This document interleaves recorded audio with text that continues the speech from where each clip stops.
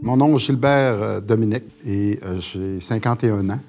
Je suis membre de la bande des Pied-Quoi-Gamil-Nuts. J'ai vécu là, toujours ici, à Machtoyats. On a toujours identifié ça comme étant Pointe-Bleue.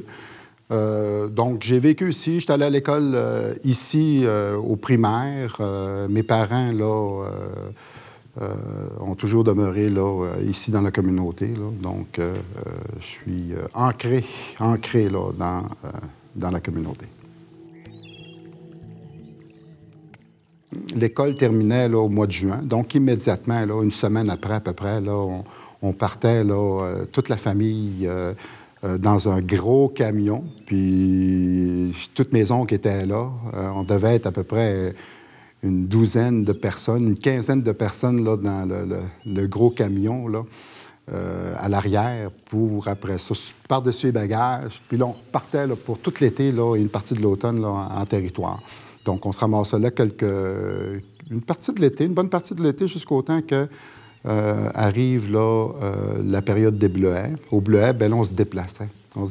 On allait rejoindre d'autres familles, là, dans le secteur de la rivière, ou bien Mistassini, ou bien là, Wissemska, okay, où on pouvait se regrouper là, avec peut-être une douzaine de familles. Je me souviens là, des moments où il y avait là, une vingtaine de tentements à proximité. On se côtoyait là, pendant cette période-là là, pour la période de la cueillette. Donc, après ça, on retournait, là, après les bleuets, on retournait aux deux lacs pour terminer ça là, un peu à l'automne. Moi, je revenais là, à l'école au mois d'octobre à peu près. Donc, on a fait ça quelques années. Donc, c'est beaucoup là, mes grands-parents, du côté de ma mère, qui nous ont initiés là, au territoire. C'est beaucoup. Donc, c'est eux autres qui se sont chargés là, de nous enseigner là, les éléments importants là, quant à l'utilisation du territoire. Mon grand-père Dominique, là, puis ma grand-mère Dominique, ils venaient là, pratiquement juste passer l'été ici. Là. Puis il y avait une petite maison pour une grande famille. Là. Eux autres, c'était en territoire. Leur vie était en territoire. Ils venaient de temps en temps dans la communauté, mais après ça, ils repartaient chez eux.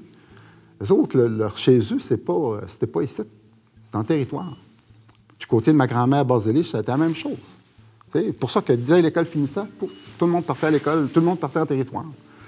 Donc, eux autres, leur lieu d'appartenance, c'était pas dans la communauté, c'était en territoire. C'est fondamental. La notion de se regrouper en famille, en territoire, c'était important.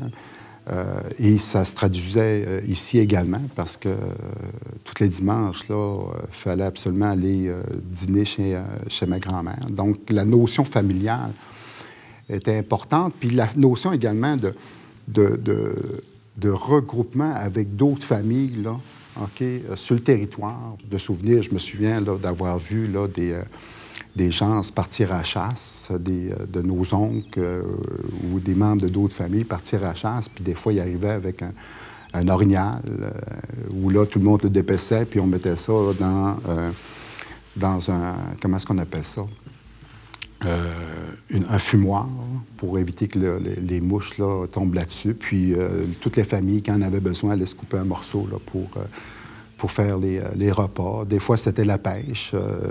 Il allait tendre des filets, puis hop, une belle pêche. Fait que là, il faisait une tournée là, pour distribuer là, les résultats de la pêche. La notion de la famille, là, c'est sûr que ça a été au cœur là, des priorités de ma grand-mère, de mon grand-père. On a un camp là, familial là, dans le secteur de la réserve faunique à Chouap-Mouchouane. Okay? Je me souviens à un moment donné là, où il avait abattu un ours. Puis on l'a accompagné là, pour aller le chercher. Donc il y avait il avait là, abattu l'ours. Puis on ne comprenait pas tout ça là, mais après, avec le recul, là, on voit des gestes qu'il faisait, puis il nous l'expliquait pas. Mais on voit des gestes qu'il faisait, puis qui aujourd'hui, là, on comprend là, la base, là, mais il y avait quand même là, des gestes, là, un rituel, je dirais, là, quand il avait tué l'ours, là, qu'il faisait, qui était propre à lui, là, puis qui, imagine, c'était pour remercier l'ours et tout ça. Après ça, là, il arrangeait, il l'ouvrait pour enlever les entrailles, puis après ça, là, il s'organisait pour le porter. Fait qu'on était impressionnés pareil, là, parce que nous autres, on avait peut-être 13, 14 ans. Et on voyait Barthélemy là, porter là, un ours là, sur son dos comme il porterait un enfant. Donc, ça nous avait bien impressionnés. Fait que, donc, c'est beaucoup lui qui nous a initiés au niveau là, du territoire. Puis, il y avait, bien entendu, là, comme je disais tout à l'heure, une grosse attention avec un grand lien avec Patrice, mon frère aîné. Donc, à un moment donné, Barthélemy, il avait dit à Patrice que son terrain, il y avait un terrain là, qui fait partie de la grande famille des Béchins, là, dans le coin de la Coche-Mouchouane, qui était là sous sa responsabilité et qu'il voulait, bien sûr, le confier à Patrice. Donc, c'est ce qu'il a fait. En tout cas, j'ai senti que cette montagne-là était importante pour la famille. Puis, c'était-tu un point repère? Je sais qu'il y avait eu des choses, là, les gens y allaient aussi de temps en temps, là, mais j'ai senti là, que, je n'ai pas questionné plus que ça, il faudrait que je le fasse, là, mais j'ai senti que la montagne était importante, parce qu'il l'avait nommée d'un nom, là, puis j'ai senti qu'elle était importante. Puis, mon grand-père, mon père me partageait là, que des fois, il y avait mon grand-père Basilich aussi, puis il dit à un moment donné, il fallait qu'ils partent à chasse parce que là, il manquait de nourriture. Puis il disait qu'ils ont été à chasse au caribou. Puis il y avait là mon grand-père Dominique avec Jean-Baptiste puis un monsieur Germain qui sont partis à chasse au caribou. Puis ils sont revenus à Noirceur. Puis monsieur Basilich, là, il dit, monsieur Basilich, en parlant de mon grand-père Basilich, il dit, il a sûrement, là, lui, un pouvoir. Parce que quand les personnes sont arrivées, mon grand-père Basilich aurait, semble-t-il, là, dit à ses amis qu'il va y aller, il va aller chercher là, où est-ce qu'il est tombé, puis il va le ramener. Puis, semble-t-il qu'il est parti tout seul, en pleine nuit. Puis, au cœur de la nuit, il a ramené le caribou, semble-t-il. Puis, en pleine nuit, là, il est revenu, puis ça, c'est mon père qui me raconte ça. Il dit, c'est mon père, c'est mon grand-père qui a raconté ça à mon père. Puis il dit, lui, il y a un pouvoir, c'est sûr qu'il y a quelque chose là, qui est magique pour avoir fait ça. Fait que c'était là un peu la particularité qu'il donnait. Puis il disait qu'il y avait... je ne sais pas s'il parlait... Il parlait de pouvoir, mais il disait qu'il y avait peut-être, c'est plus des connaissances, je ne sais pas quoi, là, qui était particulier, une force qui était particulière. Beaucoup de gens, là, présentement, là, disent « Ah, comment ça se fait qu'on se donne des encadrements, par exemple, de chasse, d'utilisation du territoire par écrit, puis tout ça. » Avant ça, on n'avait pas ça. Là, puis, c'est vrai qu'avant ça, ils n'avaient pas par écrit. Mais il y avait des règles qui existaient. Il y avait des paramètres qu'on n'avait pas le droit de dépasser. Écoute, moi, j'ai juste une histoire là, que mon grand-père Basilich, là, jamais il levait un mot contre ses petits-fils. Jamais. Jamais il parlait, jamais qu'il s'est fâché. On ne l'a jamais fâché, sauf une fois. C'est en territoire. Puis moi, mes frères, avec des amis, là, on jouait en territoire. Puis notre fun, okay, notre plaisir, c'était là, qu'un jeune montait dans un arbre, là, en haut, là, puis il y en avait 3-4 jeunes, puis qu'il y en a un qui coupait le morceau de bois, là, puis l'arbre tombait. Fait qu'on a fait ça pendant un avant-midi. Fait que là, il y avait peut-être une douzaine d'arbres à terre, là, tu sais, dans un coin, là. Puis par hasard, mon grand-père, il passe, puis il voit ça. Eh bien là, il est en beau fusil. Là, il ramasse tous les jeunes, là, puis c'est la première fois, là, qu'on s'est fait disputer, là, en Elwoun, là, puis ouf. Puis il disait, non, ça se fait pas. Ça se fait pas. OK? Puis il nous disait là, que le bois, là, il est vivant, là, puis le bois, il faut l'utiliser quand tu en as besoin. Sinon, tu ne le coupes pas pour rien. T'sais. Fait que, on l'a appris. Puis, on ne l'a plus jamais fait. On ne l'a plus jamais fait. C'est bien sûr. Donc, moi, je pense qu'il y avait des règles. Là, il y avait des règles là, qui existaient là, au niveau du prélèvement. Je suis sûr qu'il y avait des façons de prélever la ressource qui faisaient en sorte que, par exemple, on ne dilapidait pas une montagne de ses ressources. Je suis sûr qu'il y avait ces choses-là qui étaient omniprésentes. Donc, moi, je pense que présentement, là, ce qu'on fait, c'est juste les écrire. Parce que, inévitablement, là, on n'est plus une communauté qui est constamment en territoire, qui connaît beaucoup ces encadrements-là, parce qu'ils sont peut-être plus ou moins véhiculés. Puis la tradition orale, ça se fait dans un contexte où tu es en territoire. Sinon, tu le perds. Tu le fais pas ici parce qu'on chasse pas ici.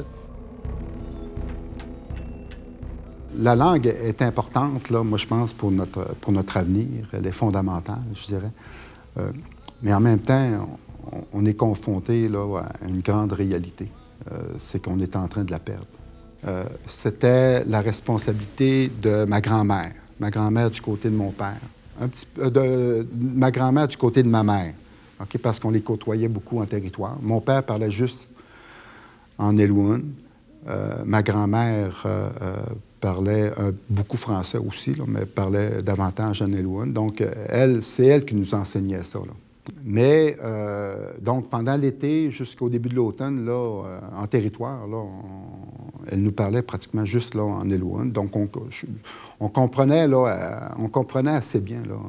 Puis, heureusement, nous autres, on a eu la chance de monter dans le bois avec ma grand-mère du côté de ma mère, là, à toutes les années, régulièrement. Sinon, j'aurais pas les connaissances que j'ai aujourd'hui, là, toutes ces histoires-là, là, je les aurais pas. Écoute, ce serait incroyable. Je serais encore davantage là, en perte d'identité là, de façon incroyable. Donc, heureusement là, que on a eu la chance de monter là, en territoire tous les étés. Je pense que nos jeunes sont confrontés, ils vont malheureusement perdre une grande partie de leur tradition. Une grande partie des traditions que moi j'ai connues. Comme moi, probablement, là, j'ai perdu une grande partie des traditions que mon grand-père et mon arrière-grand-père ont connues. Ça a été différent. Parce que les occasions d'aller en territoire, c'est plus comme c'était. C'est sûr qu'on n'a pas l'habitude de partir de grandes périodes là, en territoire. C'est des occasions à travers nos agendas.